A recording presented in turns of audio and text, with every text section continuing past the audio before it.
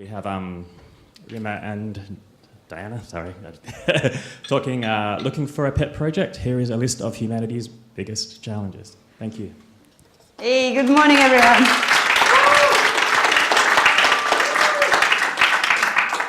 Good morning, my name is Diana.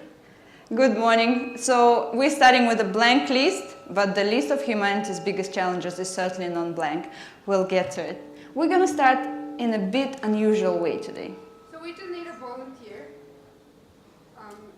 You don't need to come to the stage or anything. We're just going to ask you for a little bit of information that you share every day in social media. So can someone please share the date of birth with me, with us? Yep. What's the first 1986? First, 19. Wow. Have you seen this visualization before? For those who hasn't seen this one, it can have a profound effect. Because what we see here is an average lifespan of Australian, split into weeks. 83 years, if you're lucky and look after yourself, split into weeks and presented on this one screen. Those weeks that are already in the past marked in red, and those that are already in the future are blue. Everything that you've experienced and everything that is left to experience is this on one screen. And how long is really 1 week? It's one dinner with your family, one call to your parents, couple of pull requests, is gone. And you don't have to zoom in to see that week there. That's the scariest bit. To add even more dramatism to my opening, I accounted to all downtime. All the time that we spend asleep, 1/3 of our time, and all the time we spend in the office, working hard, providing for our families and ourselves when we're old and frail. So what is left? What is left is not much. It's 11 rows of weeks. And it's up to you what you want to do with those 11 rows of weeks. You can choose to make more money, or you can choose to consume more things, or chase more entertainment. Or you can have a stab at one of the humanity's biggest challenges. But what are they? Who maintains the ultimate list of humanity's biggest challenges, Dee? Well, the Millennium Project is a think tank in behalf of humanity. They are an organization that is non-governmental and non-for-profit, and they dedicate their time finding the top challenges we face and put them into a framework where anyone can work with. We got in contact with the managing director of this organization. He was thrilled to know that we'll be sharing this with the brightest minds in Perth. Well, going back to our 11 weeks, why would you bother to spend your precious time on one of these problems that not even hard to define, yet alone hard to try to solve? Because of this photo. This is our Earth. As Carl Sagan put it, we all live on a pale blue dot that whizzes through empty space at 930 kilometers per hour. And we're all here. This is us. This is the only home we've ever known. And we all have one-way ticket. Sorry to announce it. And I also believe we have a responsibility for our children. And we have younger generation over there at the back. Hi, Lara. We have a responsibility for all our children to leave this place a little bit nicer than we found it. But you know what? As human beings, we're not really that good at staying motivated with these grand motivations, right? We need something a bit more selfish, something closer to heart, something that we can think about every day. So what is in it for me, Dee? Well, we're not here to convince anyone. We believe everyone is kind, we have a good heart. We want to do something, but what can you do? You can donate money to a charity, you can go to the soup kitchen, or you can put your best weapon to work, the keyboard. Do you remember those nights at uni or at work when you're just so into something? Time just flies, you learn a heap of skills, you're doing this amazing thing. Well, you could do the same with things that matter. So let's say you want to get into machine learning. You could do a tutorial that will ask you to differentiate puppies versus kittens. or pick up the fake hot dog versus the real hot dog? Is that really going to stop you from going to the movies on a Saturday afternoon? Not sure. We also believe that it's going to make you a more interesting person. Imagine this situation. Rimma, what did you do on the weekend? I just watched some Netflix, ate junk food, had a great time, Dee. That's good, that's awesome. What about you? What did you do? Well, I watched some Netflix as well, documentary about human trafficking. Yeah. Do you know they captured them with online ads? Do they? So I was thinking it sounds like a classification problem. So I use semi-supervised learning to properly classify those fake ads so people will not get trapped into them. Wow. This is next level, Dee. This is level up. But how do you even start thinking like that? How would you get inspired? How would you spend your Saturday afternoon working on this stuff? What was your inspiration? My inspiration is Hans Rosling. Have you heard of him? The founder of Gapminder Foundation. Yep. He is a pioneer into making data interesting, to make it insightful, and to make it reaches in a way that it hasn't done in a long time. So his videos, his tutorials are amazing. So let's all have a look.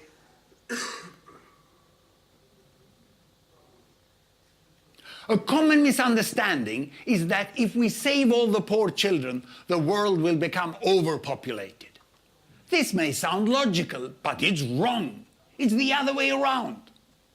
Saving the poor children's lives is required to end population growth. Now, look at the UN numbers.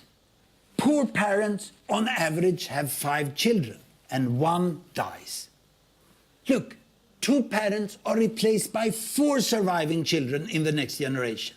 This means population is growing very fast among the poorest.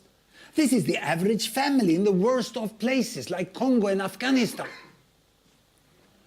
Today, where child mortality is highest, that's where population is growing faster than anywhere else.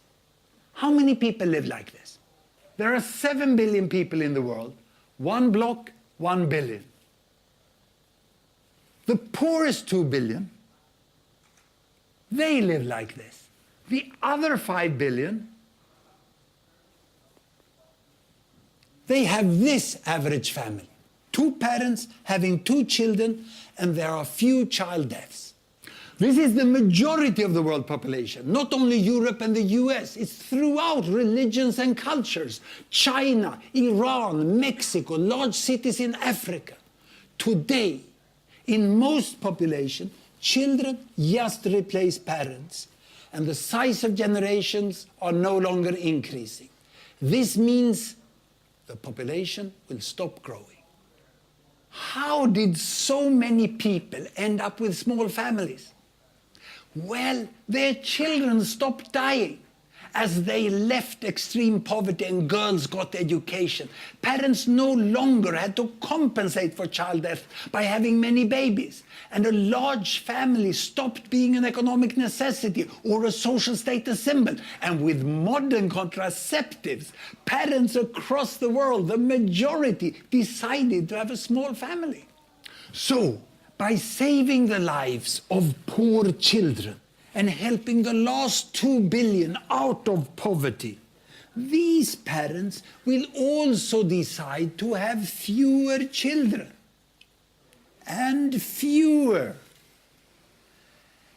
Eventually, reaching the 2-child family. That showed the UN family size forecast up to the end of the century. Then the world population is expected to stop growing. Before it stops, another 4 billion people will be added to the world population. 4 billion more. That's a lot of people. But the longer poor children keeps dying and this change is delayed, the more billions will be added. So, ending population growth starts by saving the poorest children. This is very inspirational. Have you ever I felt so excited about modern contraception. This guy has a talent, for sure.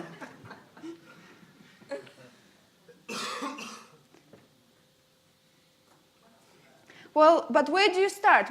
How do you take all this passion and fire in your belly and put it into something tangible? You need a framework. You need to start with a couple of steps. We're two data scientists, so we see every problem as a data problem. So we're going to propose the data science framework. So this is what it looks like. You start with an idea, something that doesn't sound right, something you care about, and you gotta care about a lot because you'll have to put a lot of hours. Next, we need to express it as a hypothesis. This is one of the hardest steps. Take an idea, take a feeling, and express it in a testable hypothesis. Next, depending on sort of data that you possess and types of questions you want to answer, you have 3 data avenues. Or we propose 3 data avenues. Number 1. Visualization. So you can explore the data, understand it, and change someone's mind or provide insights. For this one, you need aggregated data. You can get it from the World Bank or UN or hospital records. Just like Hans Rosling and his foundation do. Next avenue is simulations. The current computer power allows us to simulate multiple predictions or multiple scenarios as they pan out. So if you're into this sort of stuff, you need data-based assumptions. And then we have predictive modeling. You can forecast things, like, for example, the spread of a disease. For this one, you need very particular data. You need granular data and hopefully labeled. Okay, once you have that, once you chose your path, there's a lot of hard work and experimentation going in. Along the way, you learn new skills, pick up new tools, and what's the reward? The reward is that you share a community and you have an opinion that is based on something rather than just an anecdotal evidence or a media report. Take it away, Dee. Okay, so let's start with visualizations. We have a question. It's 2018. Do we produce and consume our food efficiently?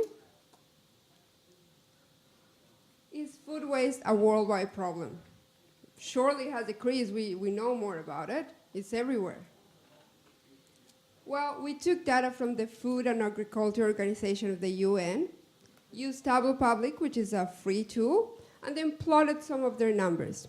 What we can see here is that population has been increasing slowly. We're almost, more 8 billion already, and waste has been increasing as well as steadily. Still, it's really hard to get your head around those numbers. So what about if we look at average waste per capita? It has been increasing as well quite steadily. And up there, what we can do is look at countries and their average waste per person. This allows us to compare countries with totally different populations. So let's say you want to compare China versus Chile. Hey, Dee, is it Kazakhstan here? Yeah. Where is Borat looking? No, sure. Okay, but what about in Australia? Sorry. So, clicker. Okay, so in Australia, we're in a very specific situation. 80 to 90% of the food that we consume is produced nationally. But a big chunk is not getting to the supermarkets. 20% gets wasted before it reaches the shelves. Why? Because we have consumer standards. We have beauty standards for our fruits and veggies. We don't like them to be ugly or too brown or too skinny. This is the distribution of apple Royal Gala from a supermarket, is the pink one, and the blue one is what you would expect from nature. So it's totally truncated, the one from that supermarket. We only accepting those kind of apples. We don't want the rest of them. What about home? We do the grocery shopping, then we take the food and we cook, and we are wasting 1/3 of our food at home.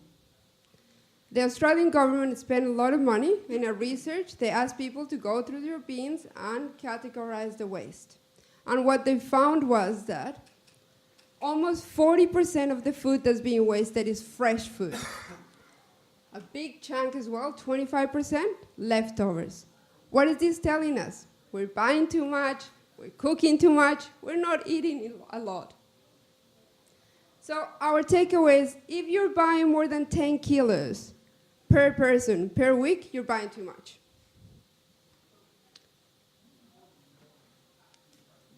Sorry, this clicker. Okay, you go. Thank you very much, Dee. And now I know I can't really lift 10 kgs over my head. Oh, no, I can, but I cannot lift my groceries above my head. Simulations. This is a topic that I find absolutely fascinating. So there are Monte Carlo simulations, or there are other simulations. I particularly like agent-based modeling. What is it? It is a type of modeling that allows you to observe the behavior of the whole system by setting very simple rules of individual agents in this simulation. The poster child of simulation agent-based modeling is Schelling's segregation model. Let's have a look at it. So this is our agent, our citizen blue. He lives on this checkered board. He has a sameness threshold. He is going to be happy only if at least 3 neighbors around him are as blue as he is. And this blueness can be anything. It could be income level, it could be race. So there you go. That's his 8 neighbors, and only 2 of them are the same as him. His threshold tells him to move out. When you replicate this simple behavior over the majority of agents that populate the same chessboard, you see very interesting patterns starting to emerge. Let's have a look. So what I did here, I set up a pretty tolerable threshold, 4. I only want half of my neighbors to be like me. Then I kick off the simulation, and what we see, that slowly but surely a pattern becomes to emerge. All the reds go to one corner, and all the blues go to another corner. And below here we see a number of happy agents. So once I'm happy, I settle down. And not only it's segregated, look at the gaps. So this shows us how mild individual preferences can result in a vastly segregated societies. Well, simulations are great, but are they really true? Like, there's so many reasons why someone might choose to move out or move in a particular neighborhood. But the funny thing about this one is that we actually see this in reality. So for example, this is Melbourne, and different levels of color here are the income levels. So throughout the years, there are richer neighborhoods and there are not so rich neighborhoods. And we can see the segregation very clearly. This is census map of Chicago. Blue dots are households that identify as black, and red is a household that identify as white, and there are other races presented as well. But this is the most interesting one. Census map of Detroit, 2010. Do you see that clear separation line over there? Eminem fans in the room, do you know what it is? It is the famous 8 Mile Road. Okay, so I thought, how can I put this to work? There's one thing that really, really doesn't sound right to me. And this is a sensitive topic, everyone has their own opinion, but this is what doesn't sound right to me. Why there are people who not welcome refugees out of fear that they will somehow instill their culture and turn our country into their country? That's what I hear sometimes. Okay, this is a grand idea, but how do you express it as a hypothesis? So with agent-based modeling, what fraction of agents of guest culture can a host nation absorb without turning into the guest culture? And I need some assumptions to make this simulation work. So here's our hosts and guests.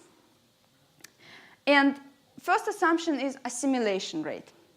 So we know that the more integrated is refugee, the more assimilated they become, the faster they learn the language, the faster they will embrace local culture. So over time, if given enough neighbors of host culture around them, they turn into one of the host culture agents. Another assumption is a recreation rate. So agents see a suitable candidate around them, and they get married, and they have children. You see, my games didn't change for the last 30 years. So this can be a lot of fun. Next, while I was working on this, I dispelled my own myth. So I think this is success already. I was trying so hard to find some data that shows different procreation rates for different cultures.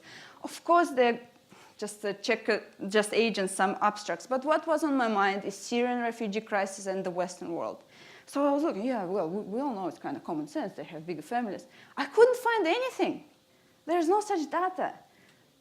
As Hans Rosling already told us in the beginning, it has nothing to do with religion or culture. It has everything to do with income level. So the moment family crawls out of extreme poverty, they decide to have less children.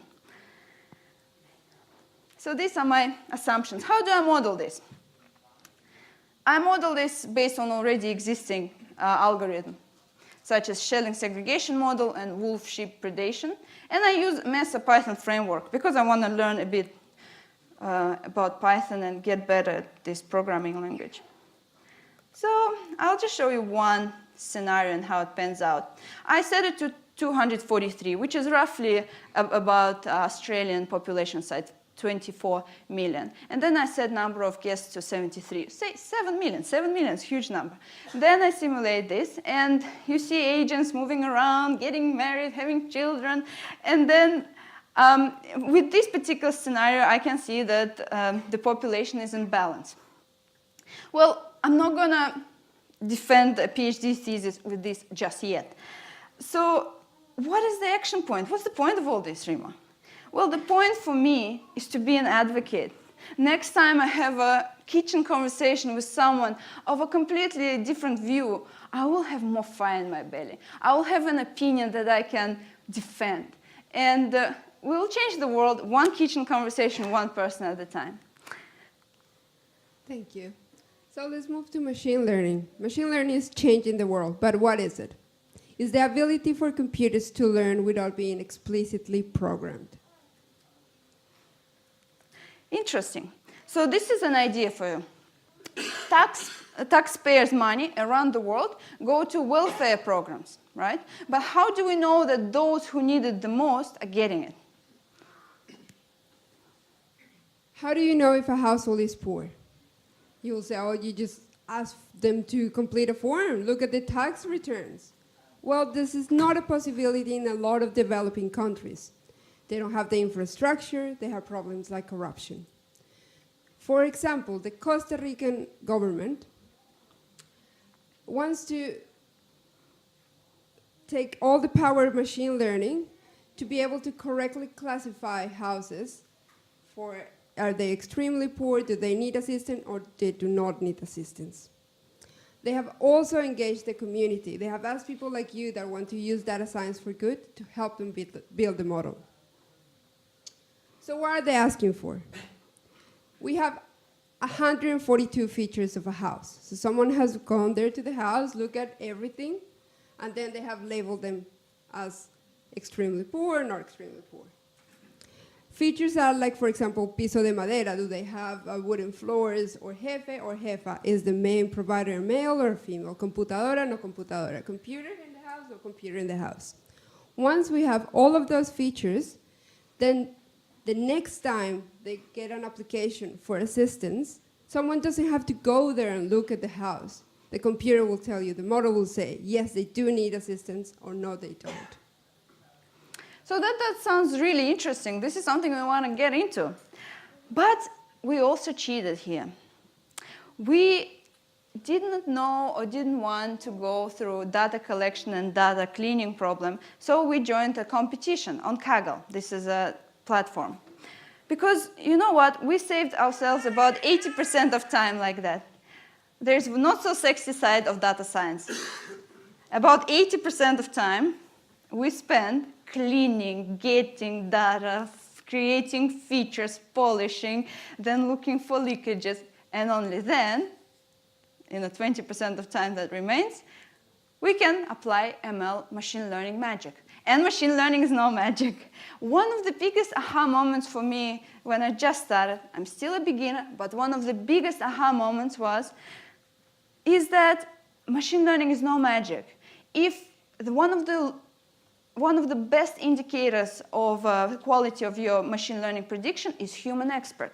Given enough time and a quiet room and enough data, if they start to see the signal in the data, if they, with their domain knowledge, start to understand what's about to happen, then there's a hope that machine learning algorithm can also pick up the signal in this noise. What was your aha moment, Dee? My aha moment is rubbish in, rubbish out. If you have no idea where you get into the model, you have no idea where you're getting. So get close to your data, get personal, know it. Does it have missing values? Why? Does it have correlations? Do we need to transform the data? Then you will be able to do a really good model. You can plot it. It will tell you how the distributions look. Do they have correlations? Do you need some feature engineering? For example, we can see there's a strong correlation between overcrowding and the house size. Not a surprise, but it could give you some clues of where to start. And now that I know my data, that we're best buddies, then you can apply the model. All right. And there are many ways on algorithm to go search for this signal in your data. There are mind maps like this one from scikit-learn that exist, where you can just, based on the type of question you're trying to answer, based on the value you're trying to predict, and based on the number of observations you possess, you can choose an algorithm to start, at least a starting point. And here's one catch. I'm ready to save the world. I made myself some tea. I sat down. I can't even install the library. Like, this is a massive turnoff. How we need a lowest point of entry as low as we can. So for this, I thought, out of my personal experience, there's one tool that I particularly like. It's so visual. It's going to whet your interest. It's a teaser. It will show you what's possible. And then you can get back to the real tools, Python and R, and make the job done. But let's have a look at this teaser tool. It's called BigML, Big Machine Learning. There are free versions available. But let's just have a quick look. We have about 10 minutes left of our talk. So this is me. I upload our Costa Rica train and test set. So the idea in data science, you take your data, then you split it, usually 80-20. You train your algorithm on the 80, and you use the rest to check the results. Well, this is all done in one click here. Next, I can go and I click on a model that I want to build. Again, so for example, for this one, I already built the random forest, decision tree, a neural net, and some proprietary algorithm that they possess. So how about we have a look at one of the models?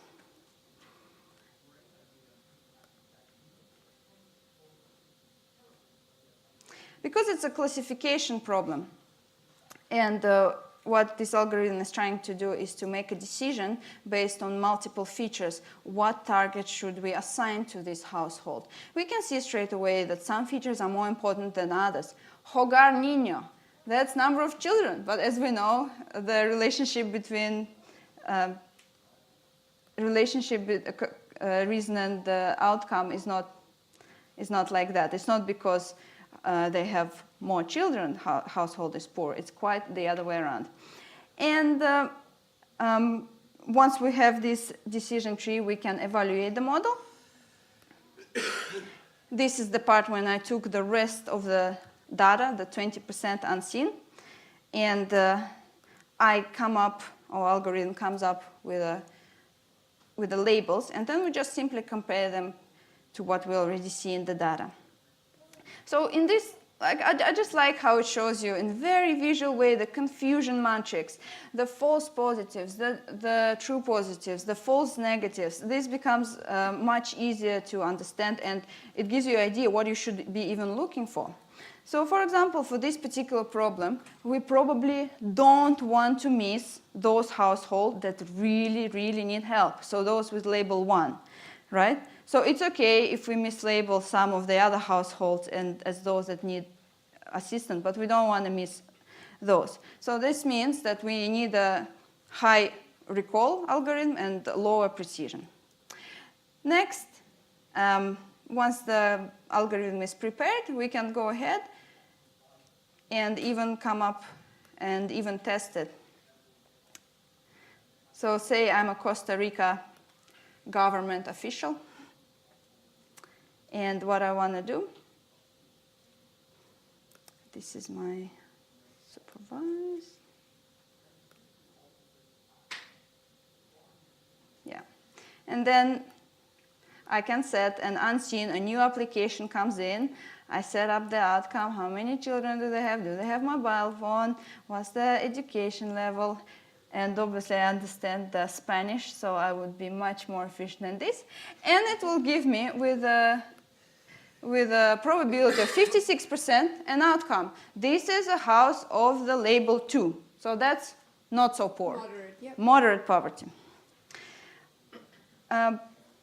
So once you have an idea of how this works and what to look for, you can go back to the orthodox tools like Python and R and create your own machine learning algorithm. And this is what we do with it. Yes. So we have made a submission in Kaggle, and we're competing and slowly climbing the ladder. And the Kaggle, for those of you who don't know, it's a data science competition. It's a worldwide competition where governments and other organizations set out a problem for community to solve. We encourage you, if you want to get into machine learning or data science, join one of them. Kaggle, Driven Data, there's 2 platforms that have a lot of competitions for social good. Well, so what we tried? There are 15 global challenges.